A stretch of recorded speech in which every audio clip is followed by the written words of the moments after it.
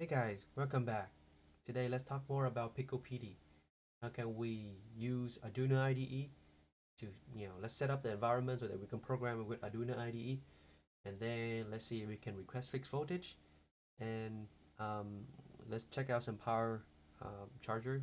Just have to check out some power brick, and then see how we can request, PPS through serial.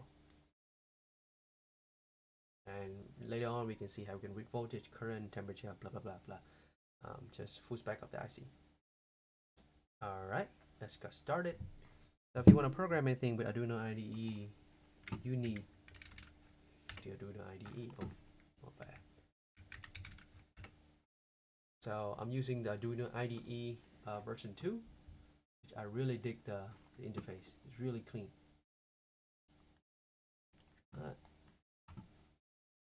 And then let's go back to my page where you can find the board, information of the board on Hackaday. And you scroll down a little bit, you can see here is a GitHub link that point to the library. Go down, you see that before we need to be able to call these two functions, set clock and set SDA, because the official Arduino support from Adafruit doesn't really use the same pin out. So do you custom? Yeah, that scared me. That's my cousin. Not for me some wine.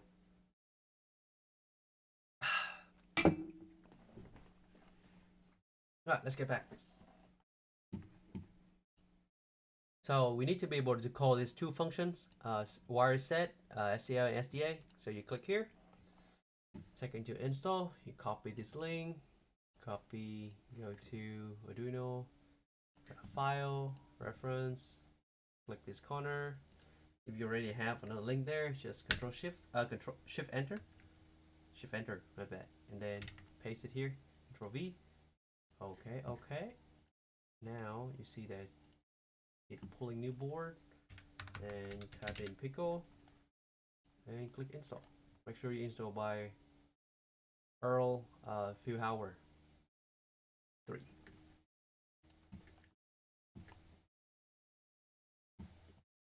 Alright, the board is installed. Depending on your hardware need and your internet speed, dictate how fast the board can install.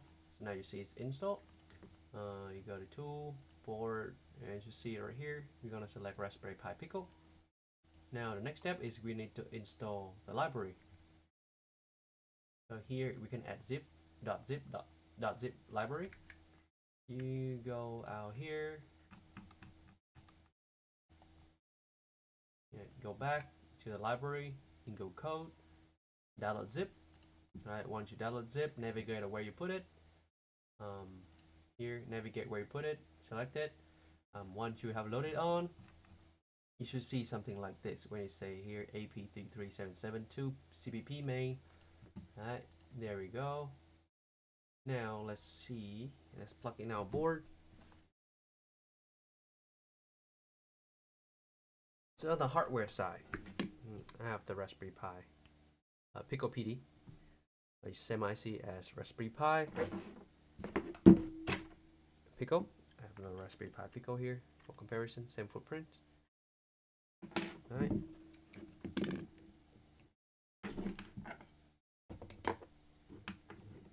Here's my USB cable. You plug it in. Computer detector board. And let's see if we can upload something. Just play. Let's see if we can do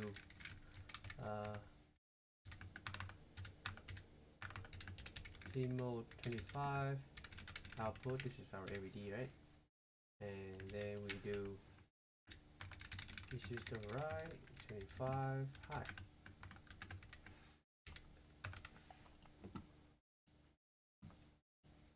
Oh, Fortnite. Error. This is a very common error I've encountered a couple of times. So what I usually do is I just reinstall the board. Go here, remove it.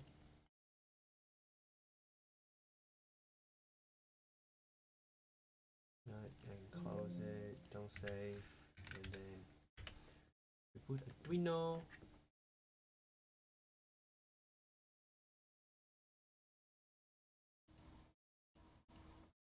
Board manager, type Pico, install again. Now we wait for a little bit. While we're waiting, we're gonna eat a little bit of food. You can get this in Costco.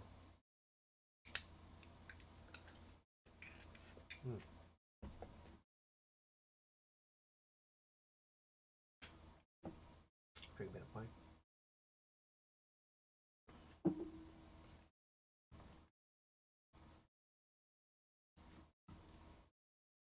Install. All right, let's select the board.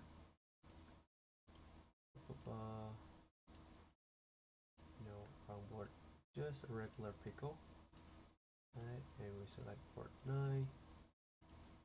It will compile now.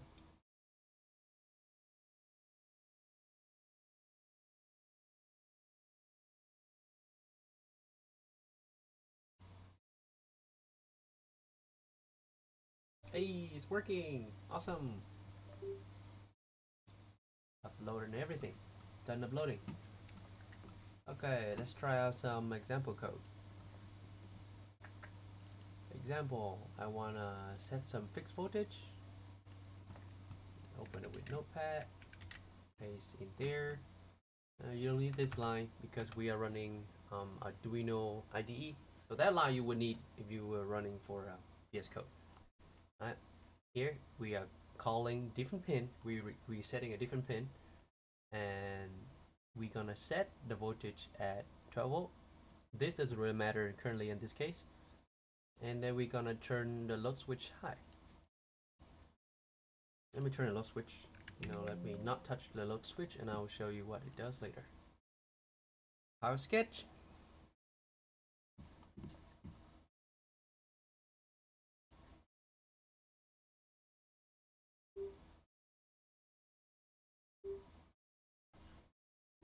All right, done. Now, so that is the IC, but for a power brick, we need something that we're gonna plug it into, right? So I have here a Ukraine power brick, another one, and I got another RAV power. So you got 90 watt, 100 watt, 140 watt. Right. This two has PPS, the other one doesn't have PPS. I love this one the most. Can do up to 5 volt at any voltage I want. So let's try with this one first. So unplug this because it's my laptop. So if you want to see if I plug my laptop in, it doesn't have PD. So it doesn't matter what voltage I request, it's still gonna just give me 5 volt.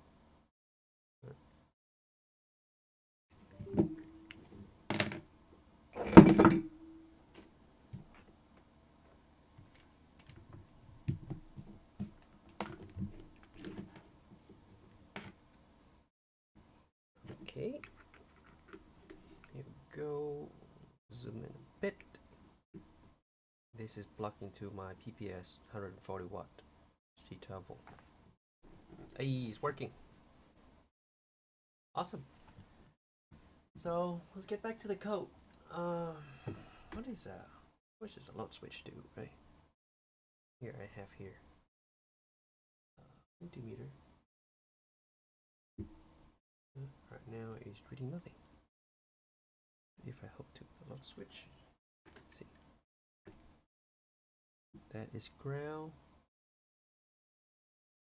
that is output. Now I'm reading nothing in DC. This AC, this DC. Go back to the code, and I will uncomment this. Upload again.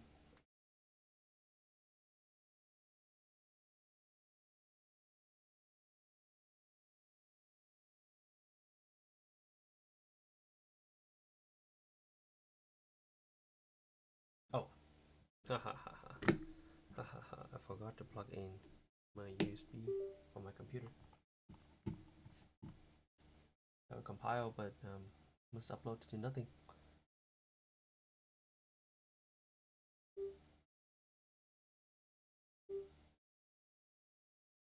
Right, it's done uploading.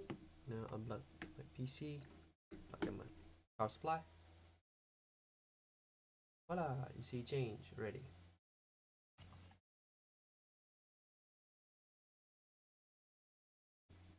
And let's say what happened if we want a different voltage. Let's say we want some like 16 volt, middle of nothing. It's between 15 volt and 20 volt. So I unplug this again, plug in my computer, flash it.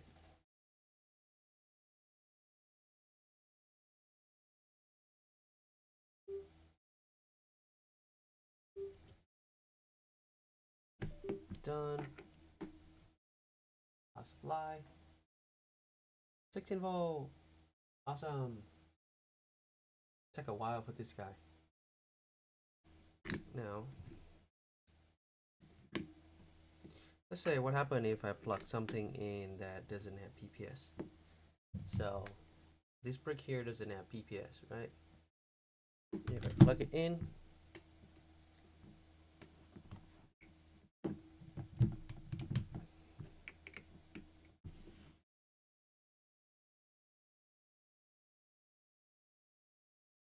since it doesn't have PPS, the code is programmed so the next lower power will be 15 volt, so we'll step down. So you request 16, but the next power it can give you is 15. It will give you a lower. It won't give you higher because that can burn, your circuit. But slightly lower is okay by library. This is how it's designed, so that's how it's going to behave. So you see that without PPS, the voltage drop to the next one, which is 15. Now, you see that I have to plug in my computer and plug in my power for my PD. It's got a lot of work. So is there a way that I can just request the voltage I need through serial? Yeah, so I have designed this tiny adapter. It has data here, it has PD power here, and it combined to here. For data, you have D plus, D minus, and ground that is gonna go and talk to your USB 2.0. And here you got CC1, CC2, V bus ground is gonna be for PD, and they just combine here to be everything. So computer, data, power to power.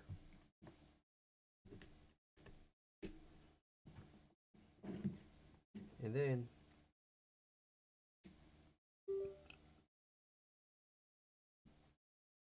now I am using the non-PPS. Let's go to the PPS power supply. 16 volt. And to further visualize, I can put this guy in for more color.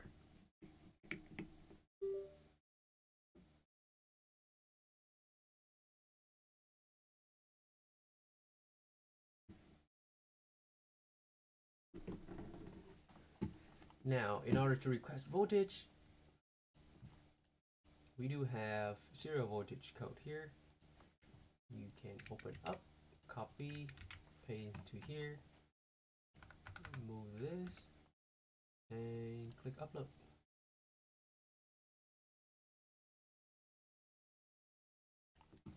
And now we do have a live code called print PDO. What does this is going to print out whatever the power capability of the power brick.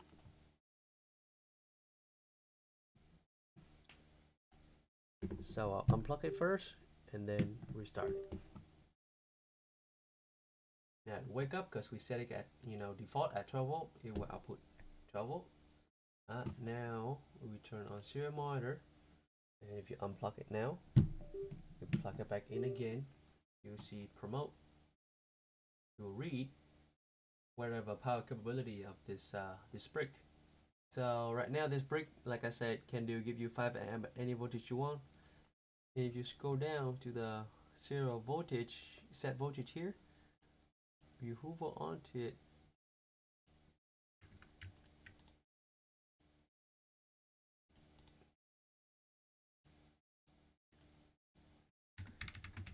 unit is going to be in millivolt. So let's say if I want, right now it's 12 volt. If I want 10 volt, I will put 10,000. And you can see the power will change to 10,000 millivolt, so 10 volt. But if I want an increment of just 200 volt, I can also do that. I can set it, and it's just small increment. Now I can also do a higher voltage, something that Asus charger and Dell charger usually use for the gaming laptop. 19.5, and I get 19.5. I'm curious, can I push it even higher? Yes, I can. Whatever is proposed. This is pushing a limit, so let's see if we actually can or not. Yes, nice. Yeah, so you get the whole spec. Awesome. So now, let's say if you wanna read something like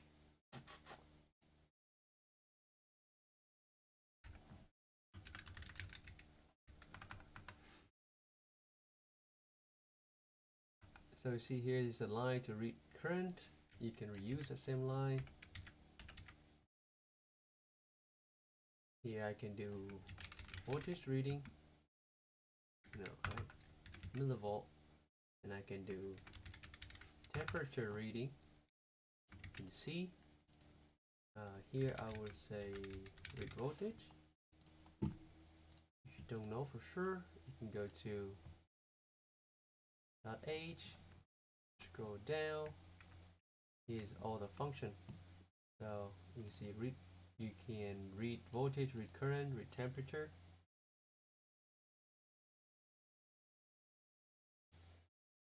Alright. So here you can say read temp, read voltage, read current, read temp. I can copy it to make sure it's in better. Now I click upload. And every single time you upload, since the power is already plugged in, it won't really request a PDO. So what you would need to do is unplug it from the power supply and replug it in, so that it will request a PDO again and it'll be more accurate. Right now you can see that it's reading 0. It's reading 0 right now. Not good. So if you unplug it, plug it back in again, you see that read the PDO again, right? And now I can request anything I want again. So I can do 40 volt, 40 millivolt, and you can see it start reading temperature at 29.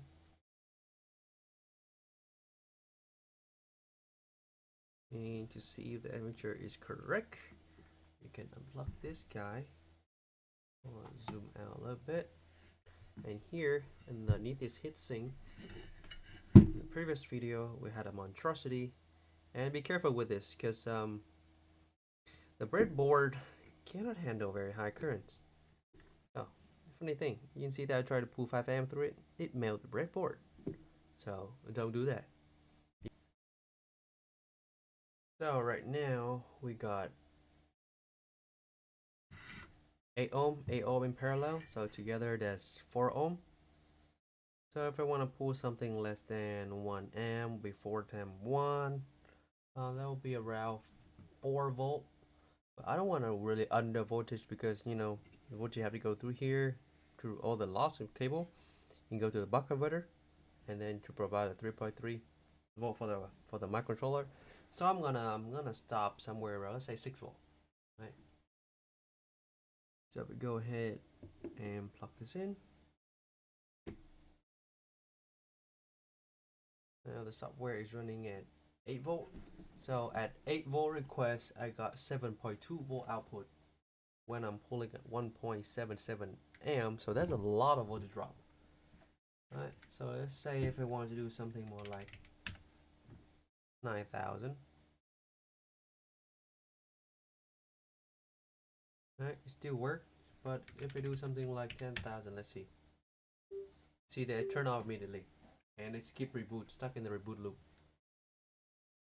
So my theory I think it's got something to do with the power supply.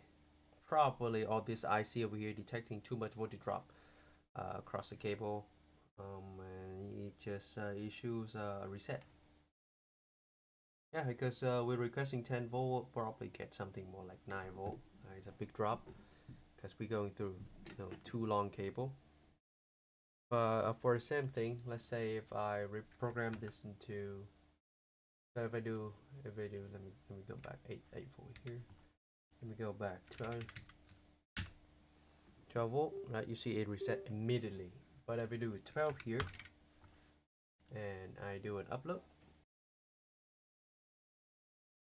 it is still going to reset, right? If not faster, right? If I unplug it, plug it back in, get the PD again, boom, here you go to 12 volt, it's going to reset. See the volt drop go crazy, right? Less more than a volt, 1.2 and 1.2 volt. So if I unplug this, right, and plug the power directly, say R, without going to the an extra additional cable, it's happy. It's running no problem. And if I keep it long enough, my breadboard is going to melt. Yeah. And in order to read temperature, because I have been running the board a little bit, you should see the temperature go up. If I just record the same voltage, temperature is right now in 31C. I'm gonna plug this guy in. Right, pull some current. Right, and record the same thing. You see the temperature will start to rise because we have some loss through the USB-C connector, and it's gonna dissipate as heat, like USB-C connector or the trays. So that is how you can monitor the board. And the board, the IC also have over temperature protections. Is right now is setting, I think, believe at 100 volt, 100C. That is something that you have built in. 3 hours later. You also have USB-C reset. So you say if input equals 10,000, that's just something, right? 10,050. Then what I would do is USB PD.reset. Right. Let's say if it go over certain voltage, just issues the reset. And if you have this in the startup loop, it would just wake up, reset, and you never get out of the loop. So don't do that. Don't put it in your setup. Right, but here, have it in here. So I'll plug it back in. Start reading on the PD. Right. So now I will request 1155, and you see a reset. Boom, reset. Yeah. So that is something that you can also do. And everything's gonna boot fresh. Once again, reset. Well, that's it, everyone. That's how you use PicoPD with Arduino IDE. Thank you.